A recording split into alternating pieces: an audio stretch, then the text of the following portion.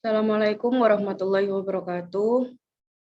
Perkenalkan, nama saya Raka Wayusya, NIP 11200400123, kelas MB5D. Di sini saya akan memaparkan resum bab 1, yaitu pengertian konsep sistem informasi.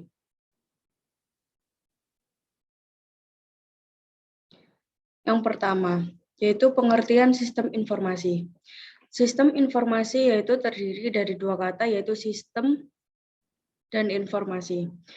Yaitu sistem memiliki pengertian bahwa sekumpulan orang yang saling bekerja sama secara terstruktur dan teratur dengan fungsi yang sama, yaitu menentukan suatu keputusan untuk tujuan yang diinginkan.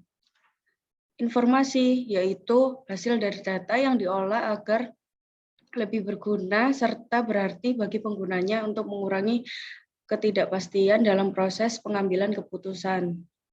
Nah, jadi sistem informasi tersebut didefinisikan sebagai sebuah sistem yang membantu mengatur dan menganalisa data untuk diolah menjadi sebuah informasi. Para ahli mempunyai pendapat yaitu tentang sistem informasi berikut ini. Yang pertama ada MacLeod. Menurut MacLeod, sistem informasi adalah suatu sistem yang memiliki kemampuan untuk mengumpulkan informasi dari semua sumber dan menggunakan berbagai media untuk menampilkan informasi. Lalu yang kedua ada Erwan Arbi. Lalu Erwan Arbi ini memiliki pendapat bahwa sistem informasi adalah suatu sistem dalam suatu organisasi yang mempertemukan kebutuhan pengolahan transaksi harian, bantuan, dan dukungan operasi. Lalu ini ada tujuan sistem informasi. Jadi tujuan dari sistem informasi tersebut yaitu menghasilkan suatu informasi. Nah, sistem informasi selalu melibatkan data penting di mana data yang diolah menjadi bentuk yang berguna bagi para pemakainya. Data yang diolah saja tidak cukup dapat dikatakan sebagai suatu informasi. Lalu untuk dapat berguna, maka informasi harus didukung oleh 3 pilar, yaitu yang pertama relevan, tepat kepada orangnya atau relevan. Yang kedua ada timelines, yaitu tepat waktu. Yang ketiga ada akurat, tepat nilainya atau akurat. Lalu ini ada jenis sistem informasi. Yang pertama ada transaction processing system, yaitu digunakan pada organisasi yang melakukan kegiatan atau operasional tertentu secara rutin. Nah, jadi transaksi mencakup semua pembelian dan penjualan produk dan layanan setiap transaksi bisnis untuk mengoperasikan perusahaan. Jumlah dan jenis transaksi dilakukan bervariasi tergantung pada industri dan lingkup perusahaan. Contohnya, pembuatan gaji karyawan, kwitansi penjualan, orden pembelian, dan lain-lain.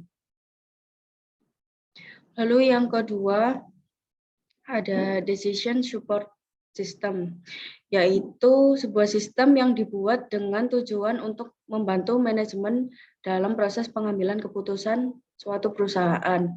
Contohnya, seorang manajer bank menggunakan sistem pendukung untuk menilai tren pinjaman yang berkembang untuk menentukan target pinjaman yang harus dipenuhi. Yang ketiga ada office automation system, yaitu pemanfaatan teknologi jaringan dan orang untuk meningkatkan kinerja administrasi dan manajemen dalam sebuah perusahaan. Contohnya yaitu dari fungsi yang dilakukan oleh OWAS seperti mencetak doken, mengirimkan dokumen, pengiriman surat pelaporan. Yang keempat ada knowledge management system, yaitu menyimpan dan mengekstrak informasi untuk membantu pengguna meningkatkan pengetahuan dan mengoptimalkan upaya kolaborasi untuk menyelesaikan pekerjaan. Contohnya, KMS ini tuh dapat menyediakan data pesaing yang membantu tim penjualan mengoptimalkan strategi saat melakukan penawaran ke pelanggan. Yang kelima ada manajemen information system, yaitu menggunakan data transaksi dari TPS untuk membantu manajemen mengoptimalkan perencanaan dan pengambilan keputusan. Yang keenam ada Executive Support System, yaitu sama dengan DSS, cuman bedanya ini tuh digunakan oleh pemimpin eksekutif dan pemilik untuk mengoptimalkan pengambilan keputusan. Lalu ini ada komponen sistem informasi. Yang pertama komponen input. Hal ini tuh termasuk dalam komponen input yang meliputi kumpulan data. Dalam komponen input ini harus memiliki semacam metode serta media untuk melakukan pengumpulan data yang nantinya akan diolah menjadi informasi. Data yang diinputkan di sini berupa dokumen dasar yang belum banyak mengalami pengolahan. Lalu yang kedua ada komponen model. Setelah data didapatkan, maka selanjutnya sistem informasi membutuhkan komponen model yang terdiri dari kombinasi antara prosedur, logika, serta model matematik yang memiliki fungsi untuk memanipulasi dan mengolah data input atau data yang sudah didapatkan. Yang ketiga ada komponen output. Nah, setelah melalui komponen model data yang telah mengalami pengolahan atau yang disebut dengan informasi yang dihasilkan.